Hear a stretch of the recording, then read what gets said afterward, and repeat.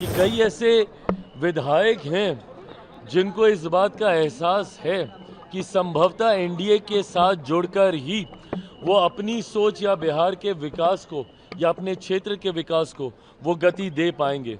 ऐसे में कई विधायक गाहे बगाहे हम लोग के भी संपर्क में हैं जो प्रधानमंत्री नरेंद्र मोदी जी की सोच के साथ जुड़ना चाहते हैं, मुख्यमंत्री नीतीश कुमार जी के नेतृत्व के साथ जुड़ना चाहते हैं। पार्लियामेंट का सेशन और बिहार विधानसभा का सत्र दोनों की शुरुआत होने जा रही है और दोनों जगह एनडीए ने जिस मजबूती के साथ अपनी उपस्थिति दर्ज की है, ऐसे में अगर मैं बिहार की बात करूं तो ये शुरुआत होगी उन वादों को पूरा करने की जो चुनाव प्रचार के दौरान एनडीए के द्वारा, हमारे नेताओं के द्वारा, हम लोगों के द्वारा जो वादे किए गए थे, संकल्प पत्र में जिन बातों का जिक्र हम लोगों ने किया था।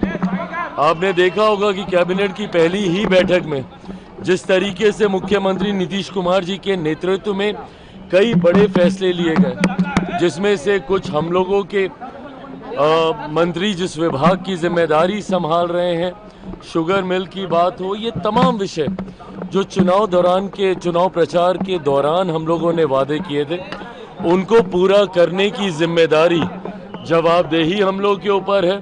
दूसरी तरफ जब पार्लियामेंट का सत्र भी कल से शुरू हो रहा है, मैं मानता हूं विपक्ष एक बार फिर से गतिरोधक बनने का प्रयास करेगा। जिस तरीके से मॉनसून सत्र में बाधा डालने का प्रयास विपक्ष के द्वारा किया गया, उनके पास सिर्फ एक ही लक्ष्य अब रह गया है कि ना वो काम करेंगे ना किसी को काम करने देंगे।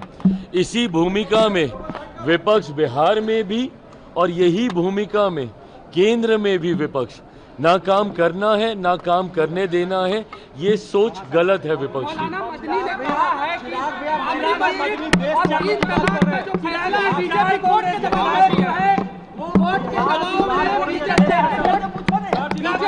बीजेपी के दबाव में कोर्ट ने ये फैसला लिया, बाबरी मस्जिद और तीन तलाक जो है वो दबाव में है, बीजेपी के दबाव में फैसला लिया गया।